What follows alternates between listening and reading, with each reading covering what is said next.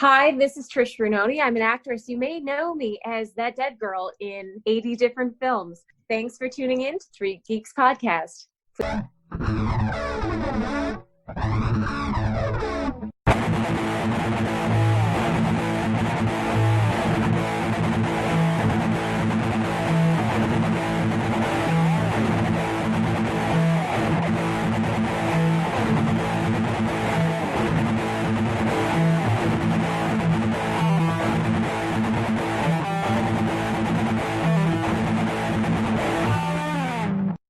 All right. Hello, everybody. Welcome to a Three Geeks PVD collaboration. We are here with Scott Schwartz to discuss his career, what he's doing now, and all of that fun stuff in between.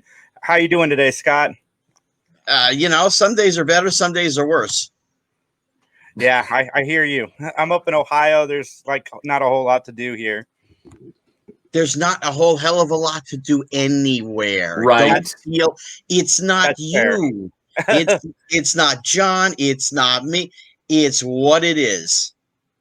Exactly.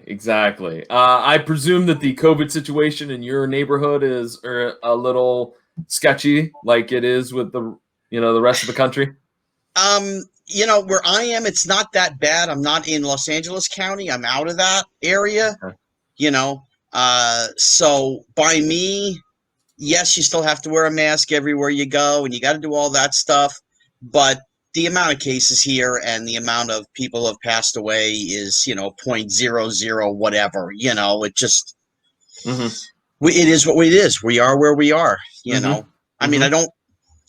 heard all the things saying, masks should be mandatory everywhere. Well, no, because there's like 15 states that this is not bad. So why put them under the same restrictions as other people? There's a couple of counties an hour north of me, and they got nothing. And I feel sorry for those people because they're still in California, so they have to live under the rules of California, but there's nothing going on there. No. I wish we were that lucky. We got. I think. Where are you, John? I'm also in Ohio as well. So we're actually in the same city. Jason and I are. We're both in the Columbus area, but Ohio. Every single county out of 88 counties has at least 100 cases, right, Jason? At least. I think so. Yeah, because I think for a while there were a few counties that had like 45 or 50 or 82, but I think everybody now has at least 100 cases. So let's see. We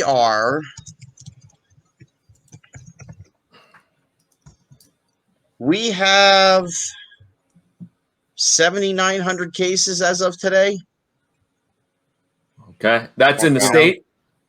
No, that's in our county. In your county, okay. Oh wait, confirmed 9,114 confirmed, and 95 people have passed away. Okay. But of course, I live in a county where there's 900,000 people. So yeah, yes, compared to some other cities and their population, yeah, most definitely. Yes, yeah.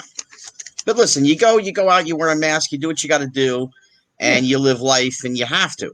The shutdowns and all this. I mean, again, I sort of just think I think. The way I think, maybe it's, and I always say that because I am older than both you guys, there's no question. But if we're in the middle of a pandemic and to gather, I understand protests, but this might not exactly be the right time to do it when you can't social distance and you're coming in contact with so many people. I'm not diminishing their message. I'm just saying, the longer this goes on is the longer this goes on. Yeah, absolutely. Well, let's start off by talking a little bit about your career here. And how did you get started in acting? I was going to a movie club on Saturdays. I'm sure you guys, your dads, did something on Saturdays with you, or Sundays, whatever the case may be. Whether it's hunting, fishing, biking, whatever it is. My dad was a movie guy, so we would leave the house at 9 o'clock in the morning, go into Manhattan. I grew up in New Jersey, and we would go and go over to a place called Town Hall on 44th and Broadway, and we'd see a feature and a cartoon and whatever. Then we'd have a hot dog, go to 42nd Street, catch a double feature. I saw every kung fu piece of crap picture from the middle of 73 till almost 1980. Then after that was done, we would go to a place called the Market Diner on 43rd and 10th. Then we would go to this movie club. And I was the only kid there. The youngest guy was like 25, 26, and I was 6. And after a couple of years of being there, one of the guys was producing a commercial.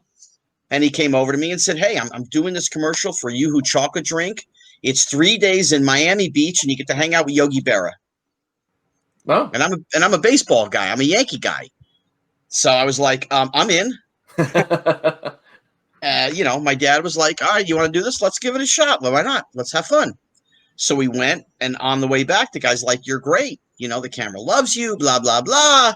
Got us to a casting agent, then went to 2 different agents. They both wanted to sign me. I went with one of them, and I was off and running. Okay. That's awesome. How do you get in the door? I mean, excuse me. So what was it like auditioning for The Toy?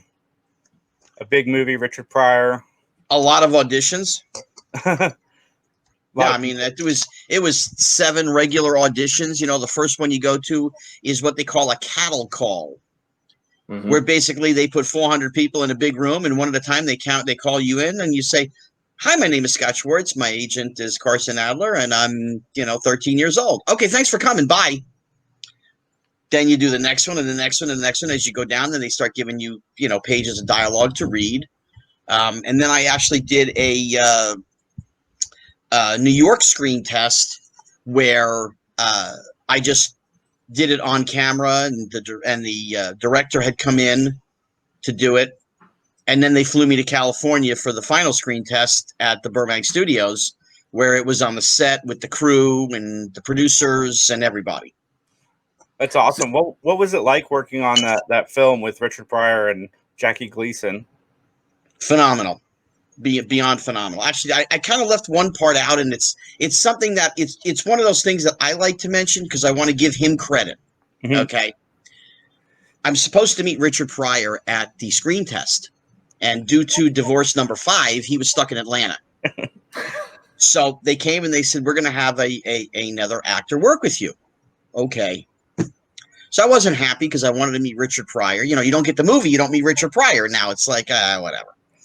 And I meet the guy. We took a little walk to kind of get a little camaraderie, little vibe going. And I said to him, you look familiar. You look really familiar. What other thing? I know you've been in some other shows and stuff. He's like, oh, yeah, I was in this show and I did this episode. Nope, that wasn't it. Nope. He said, well, I did this comedy. I don't know if you saw it. You're a little young, Airplane. He was one of the 2 jive guys, the thin one. Oh, okay. His name was Norman Gibbs. Okay. Well, I was in Airplane.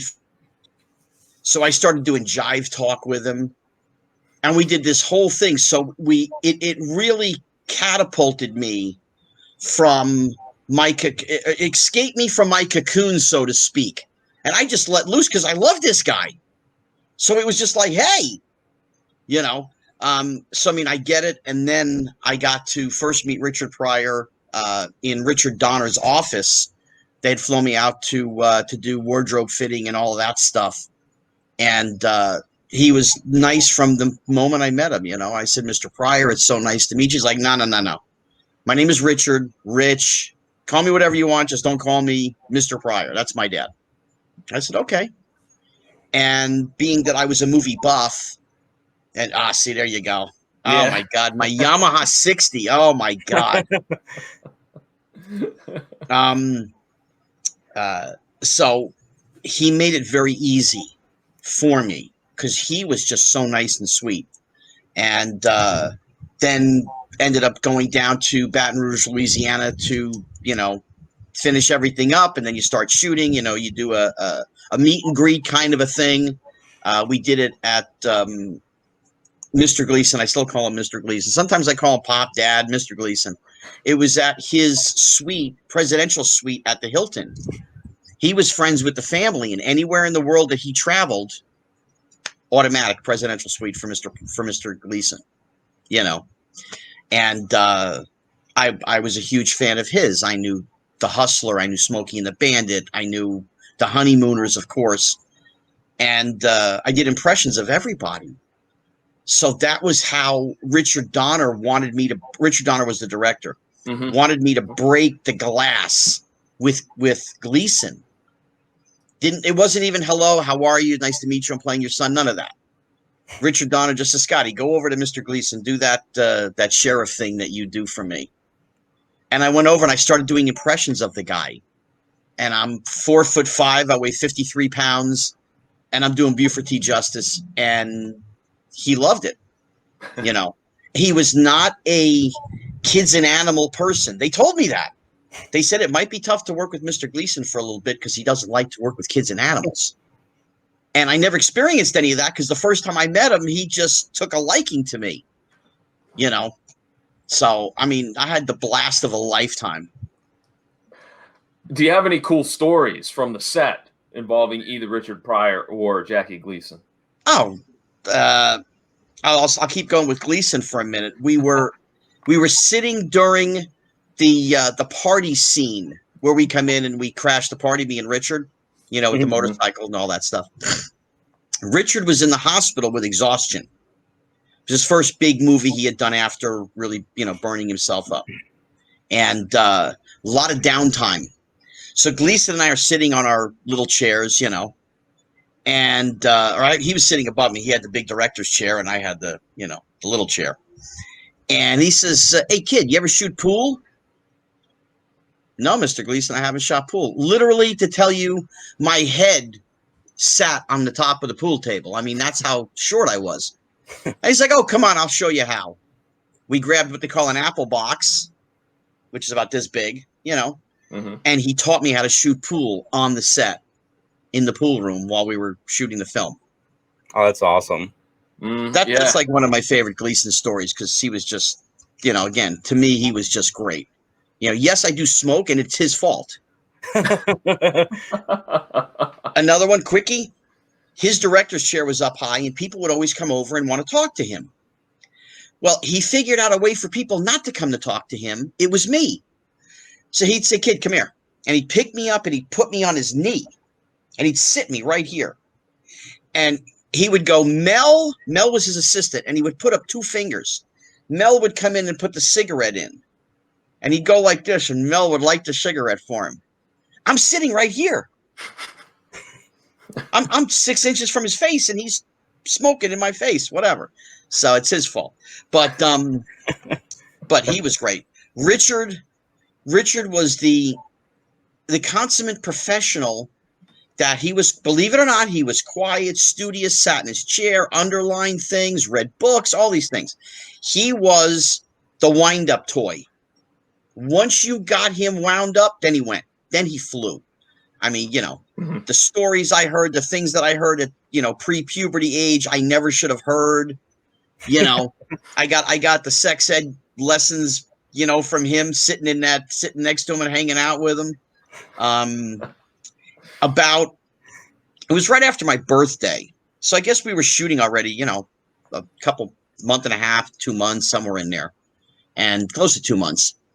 And it was during lunch, and I'm in my trailer, and there's a knock at the door, and a girl answered the door, and she came in, and next we're talking, whatever. Next thing you know, it's kissy face, it's whatever, you know, but all innocent. I'm pre-puberty, nothing can happen. And this went on for a month. Nobody says anything to me. Nothing. Uh-oh. We lost him just a second. We'll get him right back, hopefully.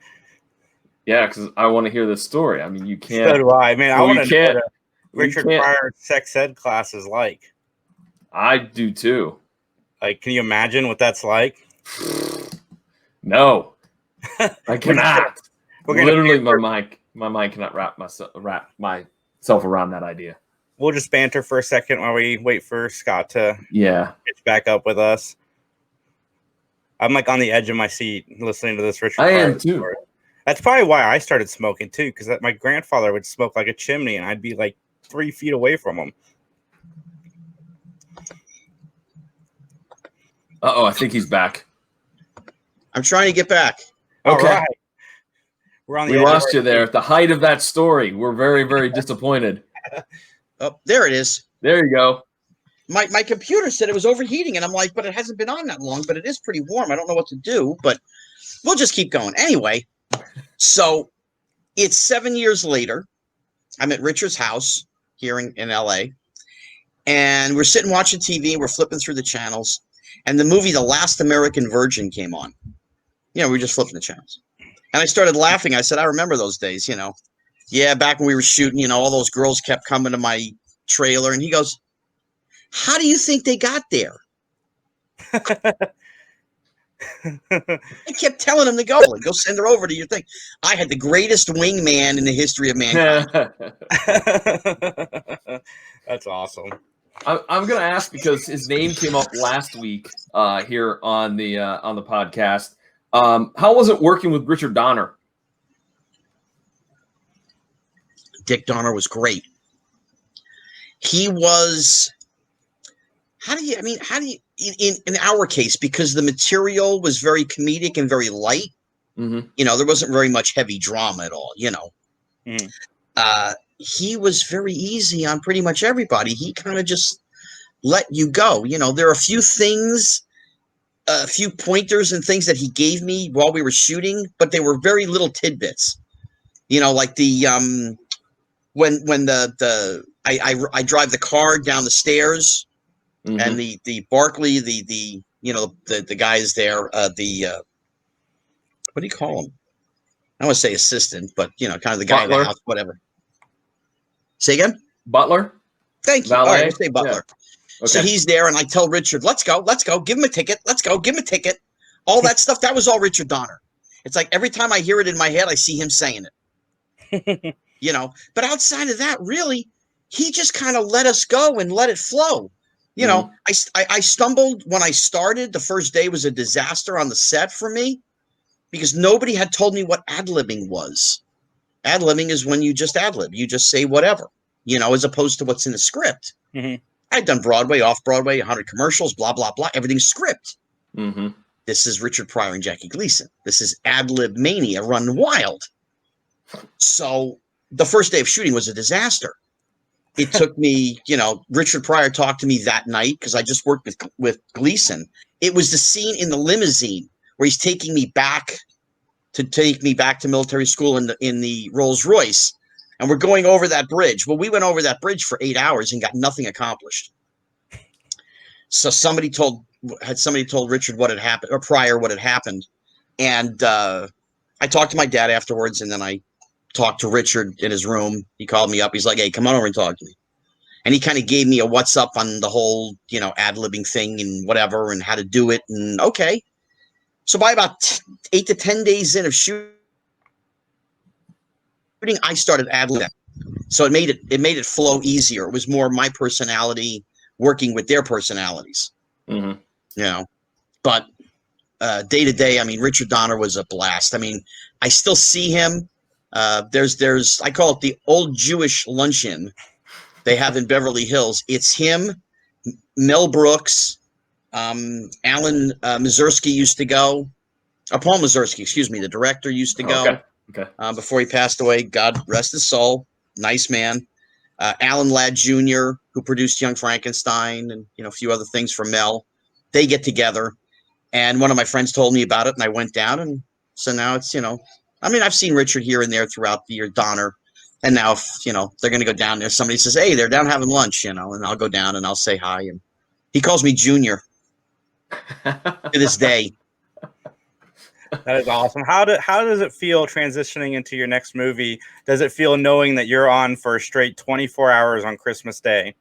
That, believe it or not, that's actually not my next movie, believe it or not. Oh, it wasn't?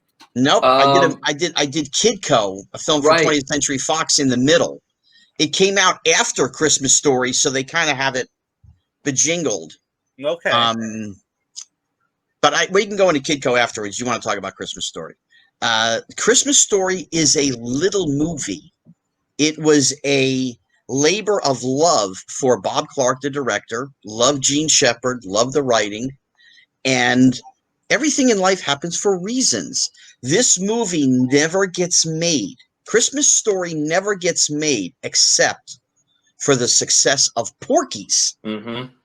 As crazy as that is, it's the truth, because they wanted Bob to make Porky's too, and he had all the power because, you know, the movie, I think he had shot $1 million or $2 million, and it did $106 million or something which in 1983, 82 is huge. That's huge money. And he said, absolutely. He said, listen, we're in the wintertime. I'm going to shoot this movie, A Christmas Story, and then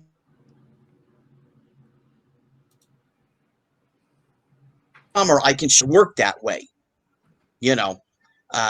So we shoot Christmas Story. There's no big stars. There's no special effects.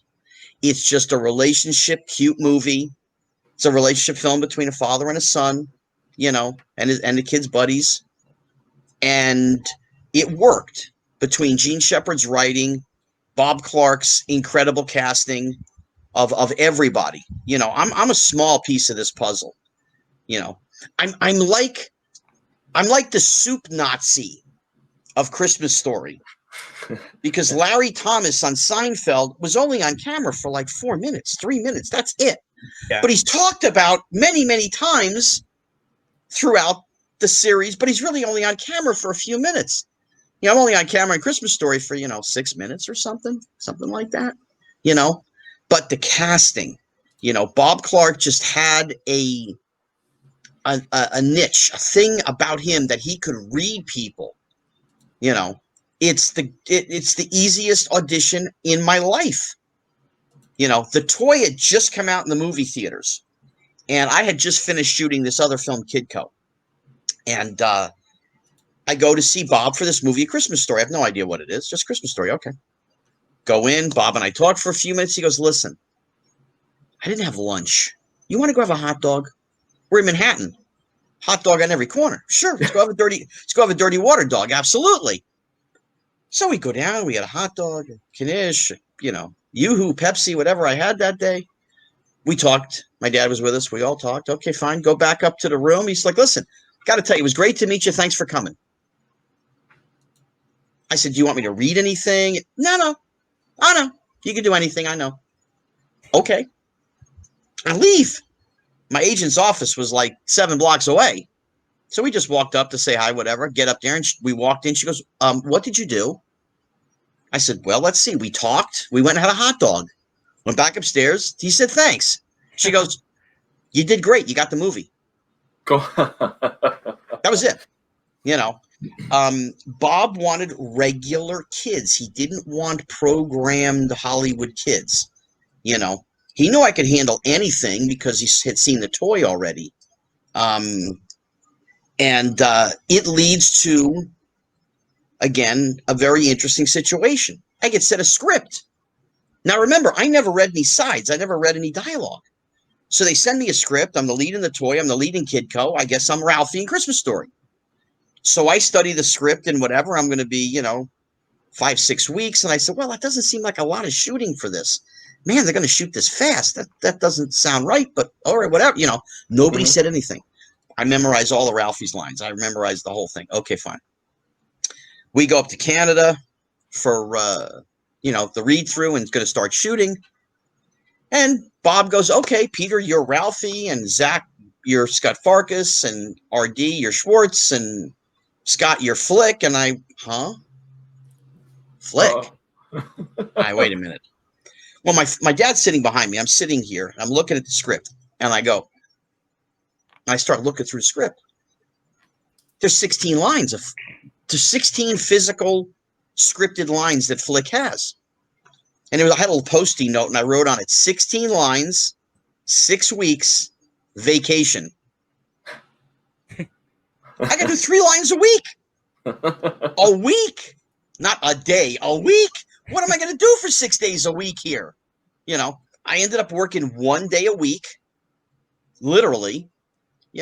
I mean, I asked Bob right then. I said, "Are you sure about this?" He says, "Oh, no.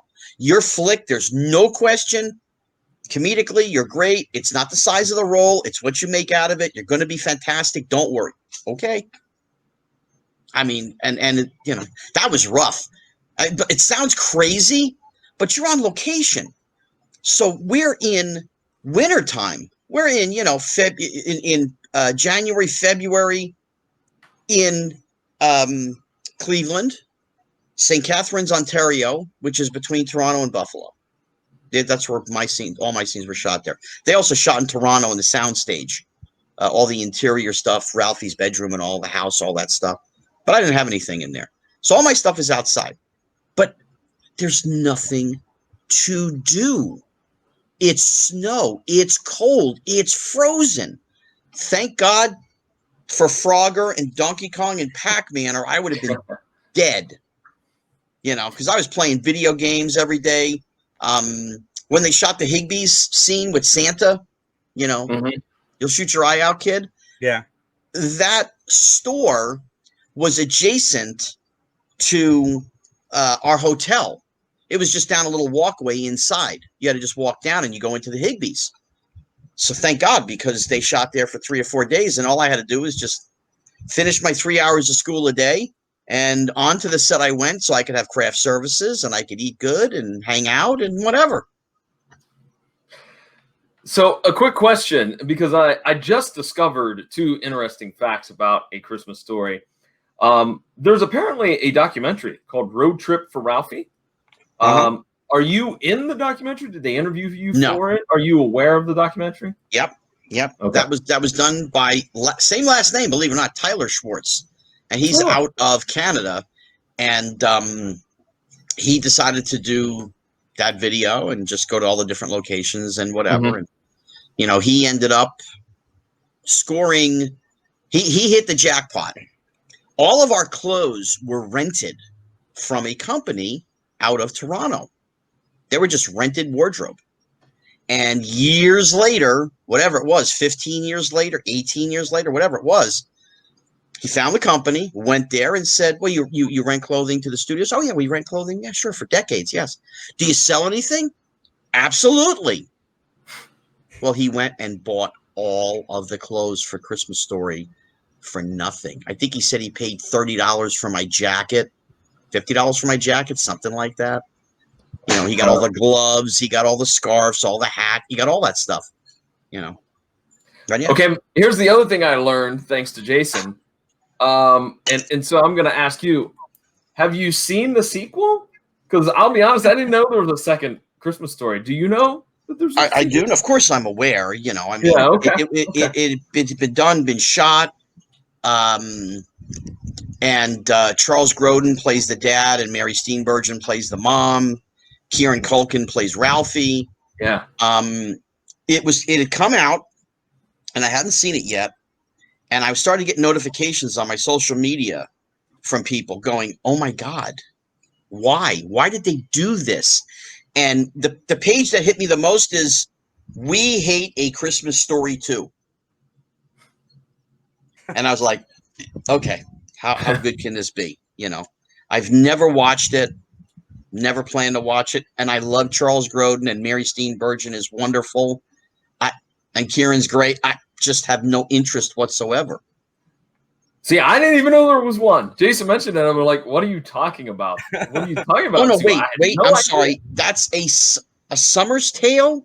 Wait, I don't want to screw this up, because the Christmas Story 2 is not them. Hang on. I just had to think about that. It's there was a sequel. Daniel Stern plays the old man, and Stacey Travis plays the mom, and Braden Lemasters plays Ralphie. So I'm sorry that I said all that stuff about Charles Grodin. Their version is a summer's tale, I think, and it's basically like summertime instead of the wintertime with Ralphie. But it was made later as well. Okay. Why do you think the film is beloved so much? It's a multi-generational film. It comes out in the 80s, so you had grandpa, grandma who grew up in the 40s and 50s, you know, great grandma, grandma, whatever. They know what BB guns were. They remembered all that kind of stuff, the I Triple Dog Dare You and all the craziness and the things that they did back then, which wasn't really all that crazy compared to today. But it's a relationship movie between a father and a son. And as long as you do that right, every father that loves the movie is going to show it to their son. And then their son is always going to say, this was one of Dad's favorite movies. I have to show it to my son. You know, I can't tell you how many appearances, how many times people, they want to get an autograph and a picture. They say, listen, can you say hi to my dad? Can you say hi to my uncle? Can you say hi to my grandpa? Because they love this movie. It's like you're a part of they're like extended family. You know, the amount of times I've gotten invited to dinners at complete strangers' homes is ridiculous, but it's because we're in their house year after year after year. And it's so beloved. They just want to sit and talk to you about the movie and how wonderful. And they got to have grandpa over and grandma over and the aunts and the cousins and the uncle, you know. And it's just one of those things that because it's a family movie, nobody's out to hurt anybody, you know, except for, you know, Ralphie wanting to beat the shit out of Scott Barkus, excuse my French. The rest of it, you know, it's pretty vanilla, but it you know, it's just a heartwarming thing, you know, and the mom, Melinda Dillon, is just so sweet and nice, you know, and it's just a different time, you know, than we are used to over the past 50, 60, 70 years. We're not used to that, you know, and it's wonderful. Well, let's go back to Kidco, which my favorite. Yeah, it was based on a true story, correct? With the Cessna family? The Cessna family, you betcha. Okay, can you give us a little summary of it, if you wouldn't mind? It's a hustler kid who, you know, he does Keno games in school, and he'd sell erasers, anything to make money. He was always, you know, money motivated, and he wanted to be in business. And his family owned a horse farm, and he came up with the idea to mix horse manure with hay and oats, make fertilizer. So he started servicing customers in the San Diego area, and they were making a fortune.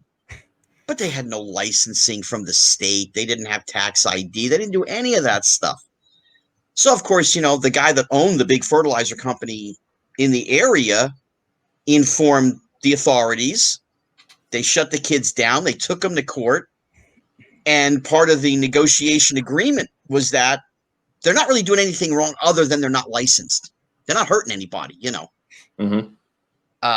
They also had a side thing, especially on the golf courses. They had bad gopher issues. So Dickie and his sisters, Betty, Nene, and June, would pour Drano into the holes where the gophers were, and the gophers would eat the Drano and it would kill them. That was like that's left out of the movie, but we actually shot scenes that had stuff to do with gophers. It wasn't like the Caddyshack gopher, you know, dancing. No, it wasn't like that at all, you know. Yeah. But that was part of it. But, you know, they became millionaires, and I mean, it's a true story. We got to meet them. They did actually come to the set, you know, which was pretty cool. Cool. What was their take on having a movie made about themselves? Oh, they loved it. They did? Okay. Oh, they loved it. You know, the toy hadn't come out, so I was nobody, you know, other than I had done a film. You know, none of the kids were really anybody, you know. I mean, they had character actors that are in the film. Vincent Schiavalli, who's the guy in Fast Times at Ridgemont High that does the dissection of the animals, kind of weird looking guy. Phil Rubenstein was kind of a heavyset guy. He was in a ton of movies, RoboCop 2 and tons of different things. Basil Hoffman, who's a character actor, just been in a ton of things. Wonderful guy. My guy was Charlie Hallahan, who played the dad. Now, he's not a name that just rolls off the tongue. You have no idea who the man is. You seen The Thing with Kurt Russell? He's the guy who's on the table, whose stomach explodes and the head comes off the table, grows the legs, and runs away. Okay. That was my dad, Charlie Hallahan. Cool. You know, awesome. and he was great with me. We got along very well, and You know, this is the story of Kidco is an interesting one from production wise. Okay. We were going to start shooting, and the shooting scheduled the date when the toy was opening in the theaters. We had to cut about 9 days of shooting somehow. And I got in the film. We're doing the read through in Old Tucson, Arizona. And we got done, and I called for a meeting. Now, remember, I've done one movie. I'm 14 years old. So I asked the director to stay with the producers and the first assistant director and my dad. And they're like, sure. So everybody else leaves, and like, what's up? I said, listen, the shooting schedule doesn't work for me. I got to be done December 10th. The toy opens in the theaters. Columbia wants to do promotional stuff and all these things, and I need to be available and whatever. They throw me out of the room. Literally. There was vulgarity used. Get the blank out of here.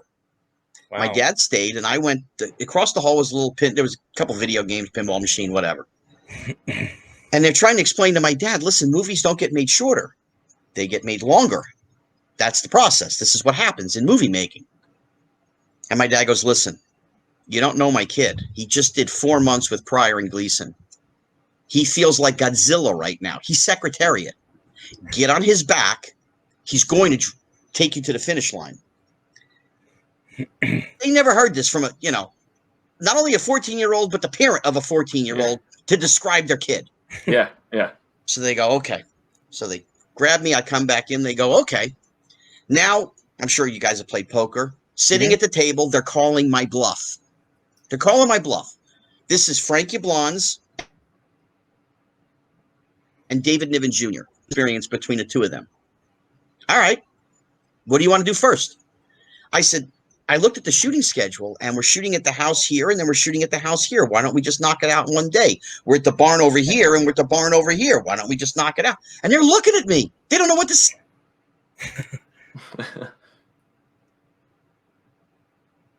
And they left. So the producers, the director leave. They leave me in the room. My dad left. It was me and the first assistant director. We sat there and redid the shooting schedule. And believe it or not, we finished shooting on December 10th. 8 or 9 days ahead of schedule. Nice. I saved them $1 million, probably close to it, 800,000, whatever. I got a nice pair of glasses and some photos and my pair of boots. Thank you. Yeah, that no seemed like check, none of that, But that seemed like common sense, to take those scenes that were being shot at, say, as you said, the house. Why not just bang them all out all in one day? That seems like common sense. Yes, but we're kids, Sure. And kids are not adults. And I don't say that in a negative way. I mean the maturity level, the understanding of working 10, 12, 14, 16-hour days. We had all done other things before that, so the kids were very professional, okay? The biggest thing is overtime. Once you get to that, 8, 9 hour mark, that's it. You're supposed to be in school for 3 hours, 1 hour for lunch, and then 4 to 5 hours to work. So you could basically do an 8 to 9 hour, and that was it. But that's in California, you see. Pretty much every place else, all they do is they come over and they say, is it okay for you to work overtime today? And they'll ask the parent, the guardian, who's ever there. And we had a guy that was a friend of the family's who was, my chaperone, so to speak. But I ran my own show already. I was my own man. So they'd say to me, listen, can you go ask, your Uncle Ben if you can work overtime or call your dad or whatever you need to do? Okay, sure. And I'd go in my trailer and I'd get a bottle of water and I'd drink it. He'd say, how's it going? I said, that's fine, whatever. And I'd go back outside. And then the guy'd say, can you work overtime? Of course. No problem. Yeah. Yeah. Dad said it's okay. I always say, Dad said it's fine. My father's never said 2 words. I did my own thing. So from a perspective of what am I most proud of, for what I did work-wise, Kidco is the film that I am most proud of for what I did, for my portion of it. There's a courtroom scene in the film, and it was supposed to take 2 days of shooting. Okay. And I told the transportation coordinator, the guy who picks you up at the hotel, basically, I said, what time's my pickup tomorrow? He says, 7. I said, forget that. 6:30. I got to come in early tomorrow. Okay. Picked me up at 6:30, got to the set, grabbed my bagel, grabbed my coffee, grabbed the cameraman. I said, come with me for a minute. So it's a big dialogue that I have, diatribe, and I'm walking back and forth in the courtroom doing this whole spiel. So he says, what do you need? I said, just come to the set. I said, listen, just block me out for timing. Just get my pacing. Once they lay the track down with the dolly, you'll know exactly what I'm doing. He goes, okay. They laid the track down. There's still nobody in the room, in the courtroom. All the extras, the rest of the cast, they're still in makeup and doing whatever. Oh, no. I'm in there with him, and we walk through the pacing with the camera a couple times. Okay, we're good. Now they get everybody in there. Everybody's ready to go. Ron Maxwell, our great director, says to me, all right, listen, we got plenty of time for this. We're going to block it out. We're going to rehearse. Let's just shoot it. I go, let's just shoot it. They got to understand, back then, we're shooting 35. This is expensive. Mm-hmm. This ain't video today, digital, nothing, And he asked the cameraman. He goes, did you guys do this? He says, yep, we got it. Don't worry. Ron goes, okay, we're just going to shoot it then. Nice. And for a scene that was basically supposed to take a day and a half, we had done by lunch. We had it done by lunch that first day. Nice. And then we're like, okay. Now, again, we were in the courtroom in the courthouse. So now it's like we're sitting having lunch, and I was never one of those that go and sat in my trailer not for this. I'm there, and I'm sitting with Ron, and I'm sitting with the cameraman, the first AD, and they're like, okay. And I said, listen, there's the scene in the side room of the courthouse where we're all waiting for people to come in, and we got that whole scene to do, and the media comes over. Why don't we bang that out? It's upstairs. It's over there. Just put the camera up there. I said, take camera B. The kids are outside already for this end scene outside the courtroom, these thousands of kids. I said, just shoot B-roll. Just go up to the top of the courthouse and shoot across the street with all the kids. So that all gets knocked out while we're doing this.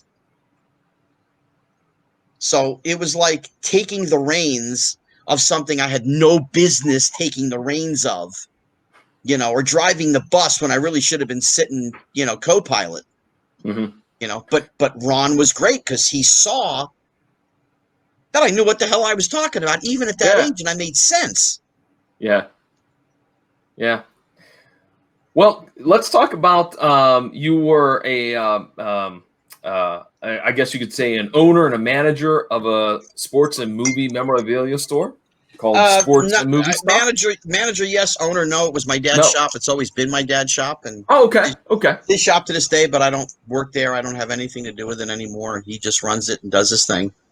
But I've always been into sports memorabilia and trading cards and all that kind of stuff. Yeah. Did you just start off as like many normal kids, just collecting baseball cards?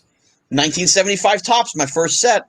My first packs that I opened, and just kept going from there.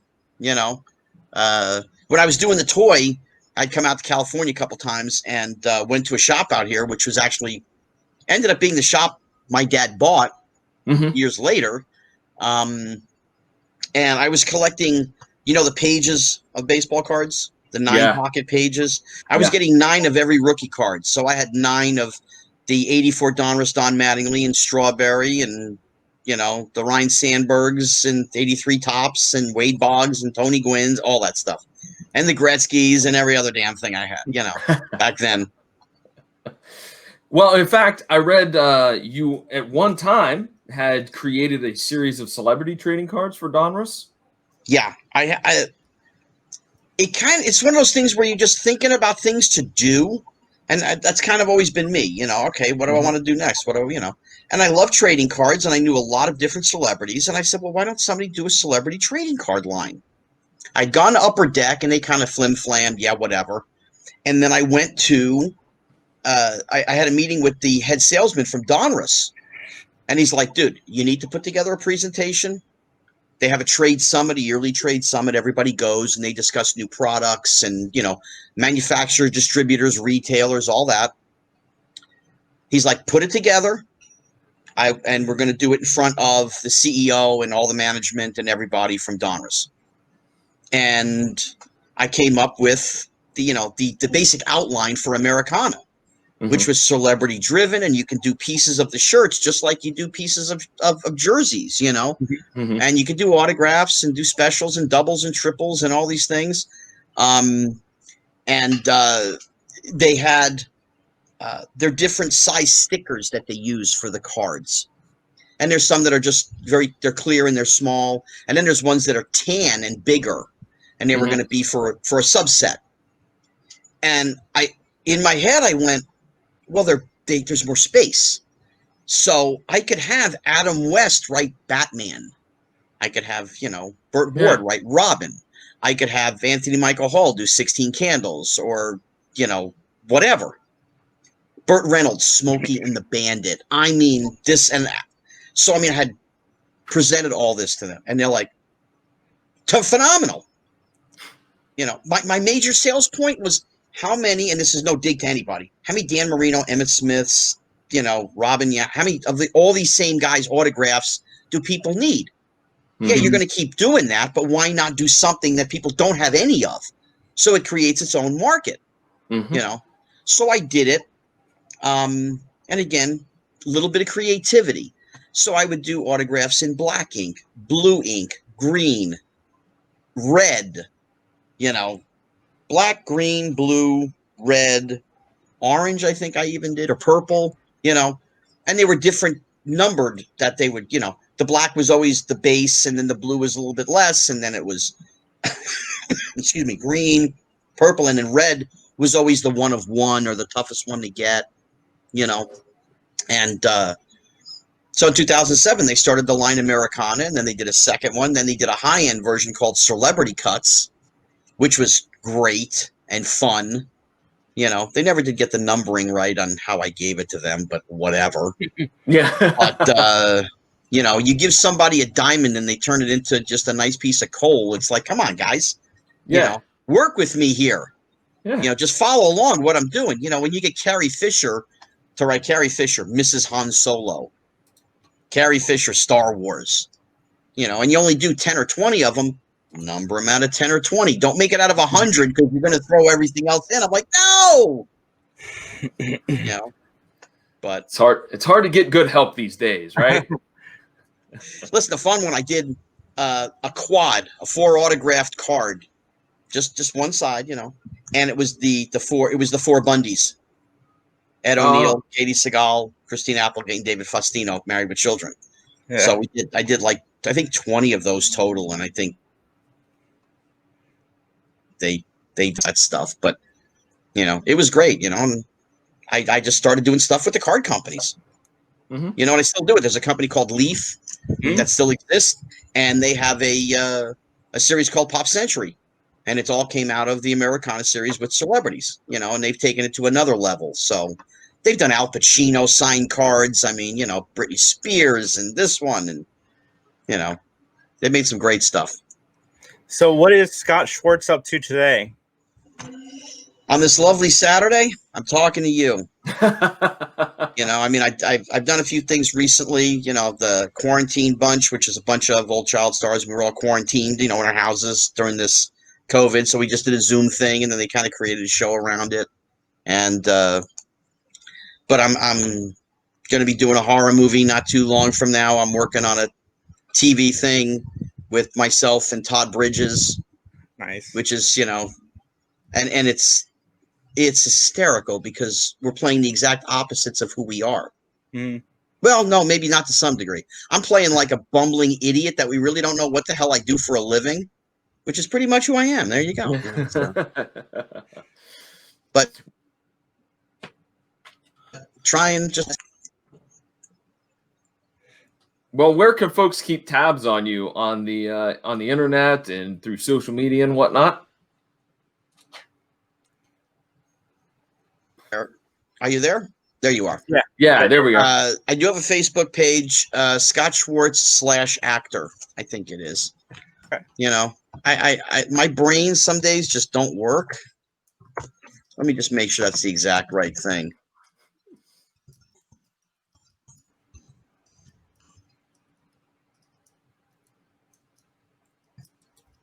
Oh, no, it's just Scott Schwartz actor. Okay. So that's just Scott Schwartz actor, and you can go there and you can follow me. And I'll put it in places I'm going, things I'm doing. I'll put up stuff for sale, autographs or different kinds of memorabilia, whatever. I haven't done that much because it's just kind of a newer page that a friend of mine started for me because he kept saying, dude, you got so much on your personal page and you really should have a page for, fans and people you don't know. Yeah. Okay. Yeah. So Cool. Well, thank you so much for coming on the show today. Say again? I was saying thank you so much for coming on and talking to us. We appreciate it. Oh, Yeah. no problem. Yeah, This was easy. Yeah, it's Yeah. been a lot of fun listening to the It's been- stories. Yeah. Yes. Yeah, I mean, 43 years, that I'm doing this. And I've had a hell of a lot of fun. It's a roller coaster though. Acting is the worst job in the world. Because if the guy on the other side of the table doesn't see what he wants to see, you're done. Doesn't matter if you're the greatest actor in the world or the worst actor in the world. If you fit the niche that they want, that normally gets you 8/10 of the way in the door. All right, 7/10 of the way. 2/10 is in acting, and then the last is luck. I mean, the toy, the last two kids for the movie really were myself and Henry Thomas from E.T. Mm-hmm. Mm-hmm. E.T. hadn't come out yet. Now Henry and I are friends, and he to this day he says to me, dude, you broke my streak. I had 4 movies in a row. I'd gone on auditions and booked a movie. Then I go for the toy. I get all the way to screen, and you broke my streak. And I said, dude, that's just what it was supposed to be, But he is a much more refined actor than I am. He's a much more serious actor than I am. I'm good with the comedy and the shtick, and he's good with the heavier drama. I mean, E.T., the crying and all that. I mean, he was great. Mm-hmm. And he's gone on to do so many other wonderful projects. Mm-hmm. I was the loose wheel. I was the banana. And you got Jackie Gleason and Richard Pryor. And 95% of what I needed to do was be the loose wheel. So that's how it works. They wanted somebody who looked like Gleason. You guys aren't old enough, but they actually did a contest at the Toys R Us stores around the country. It was the Jackie Gleason look-alike contest to be Jackie Gleason's son in the toy. And the winner of the contest was flown out to California. Apparently couldn't, act his way out of a paper bag. But they did fly him out, and they did everything that they said, other than he didn't get the movie because he couldn't act. Wow. But, and they had 10,000 kids go to Toys R Us stores, around the country for that. Wow. So, but it's what's meant to be. Yeah. There's no jobs I didn't get. Really, there's one job that I wanted, but the description of the kid is he had a learning disability, and it was a great role, and I made it all the way to the final 2 kids, and the casting director called my dad and said, listen, your kid, he's perfect. The readings have been incredible. There's one small problem. He's too cute. Where do you go from there? Yeah. What do you do? What do Yeah. you possibly do to go, excuse me? Mm-hmm. Really? It was a Richard Thomas TV movie of the week. No. Man, I wanted that thing so bad. And I actually got to meet Richard Thomas probably close to 2 years ago now. And I told him the whole story. I said, I wanted to work with you so bad. It was such a great role. What was his reaction when you told him that? He's like, really? He's like, wow. Who's going to pick that? The guy's the Waltons. He's a television icon. And 99.999% of the time, people come up to him and they want to talk about the Waltons. This little TV movie that he did, and he was just like, wow. And I sat down next to him and we chatted about it, Mm-hmm. He's like, man, you really did want that role, didn't you? I mean, how many years later? I was probably 9 at the time.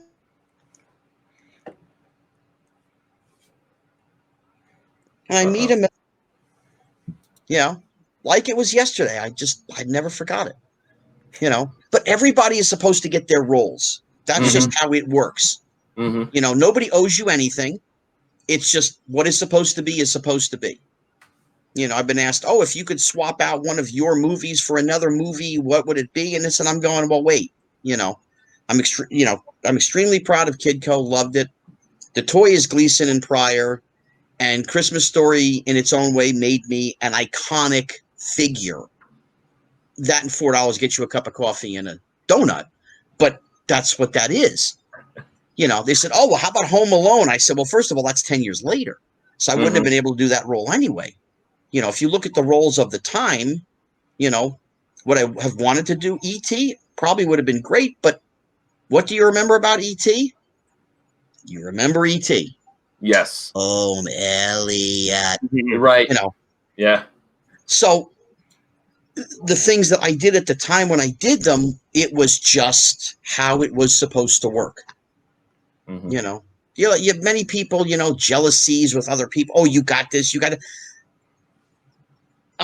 This was, oh God, now this has got to be probably close to 20 years ago. I'm at one of those malls, you know, they each have their stores. I'm trying to think of what the hell they're called.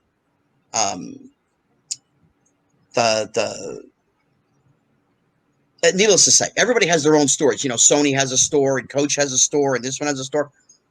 And I'm in the Sony store, and a guy comes up to me. And he was a kid actor in New York at the time. I hadn't seen this kid in God knows how many years, 20 years. And he's like, dude, you got the toy. I was pissed. I really wanted that movie. You know. And then he started talking to me about different casting agents that he would go to, you know, for commercials and whatever. And I would walk in the room and he'd go, that's all over. Why bother? You know, I just had that little time frame where I was on fire, and it was like I'd walk into a casting, bang, that was it. And the other kids knew it. And it's like, I didn't give attitude. I didn't go, yeah, whatever. He actually said to me one time that I actually came out and said, well, I got this one. I'm like, dude, I was 9. I don't remember what the hell I did when I was 9. Sorry, you know. But, you know, I'm a cheerleader for all the gang. You know, I want to see everybody get jobs and work and do well and live well. And, you know, that's just me. You know, you try and help people. And, you know, the show that I'm doing with Todd, you know, there's people that I know for decades, you know, and I'm going to make sure that they get in the show. You know, not famous, you know. I mean, one's a stand-up comedian. The other guy's a comic that I've known for, oh my God, 30 years, you know. And he's like Robin Williams, even edgier and wackier. And he's great, you know. And I'm going to make sure that some way, somehow, he's going to get in this show because I want to give him some exposure. You know, you try and help people. Well, I think that's a great way to end this podcast.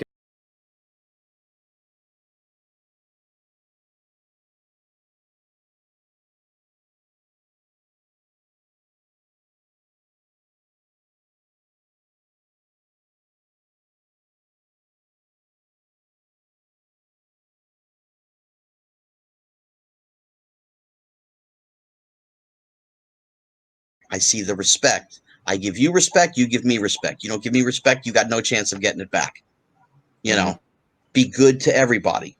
You know, understand we go through this thing once. That's it. You know, can I ask